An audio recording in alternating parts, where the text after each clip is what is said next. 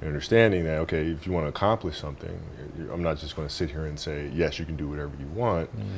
Yes, you can, but you have to also put in the work to get there, right? So they taught me that at a really early age, man. And when you grow up as a kid thinking that the world is your oyster, and all things are possible if you put in the work to do it, you grow up having that fundamental belief. It's probably the most important thing. When you're in this culture in our society, you can do some phenomenal things individually, but they'll never reach their full potential unless you do them collectively.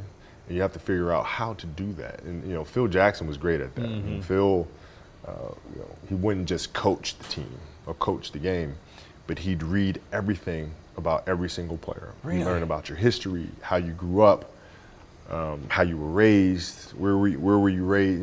He'll read every interview, and he'll learn about you, and gives him a better understanding of what's motivating you, or what your insecurities are, right? And then it just helps him communicate with you better, or even push a button here if he needs. Ways to get better. There's certain things that you can figure out that you can take advantage of, right? Certain weaknesses that were exposed.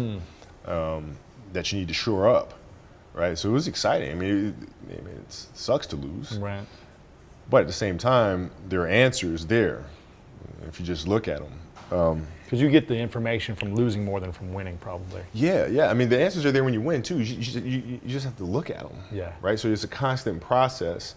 It's exciting when you win. It's exciting when you lose, because the process should be exactly the same, whether you win or you lose. As you go back and you look and you find things that you could have done better.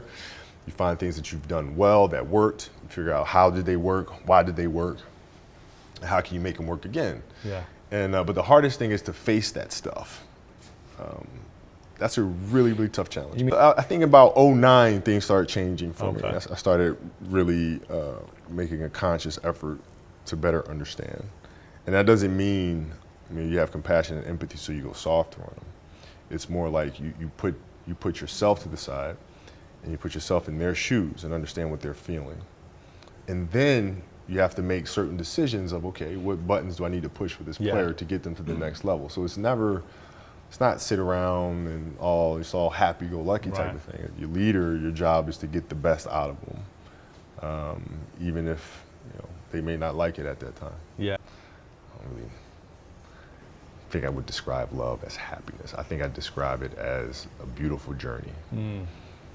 It has its ups and downs, right? Whether it's in marriage or whether it's in the career, things are never perfect.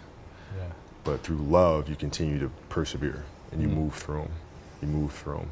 And then through that storm, beautiful sun emerges. Yeah. Right? And inevitably another storm comes. And guess what? You ride that one out too. Yeah.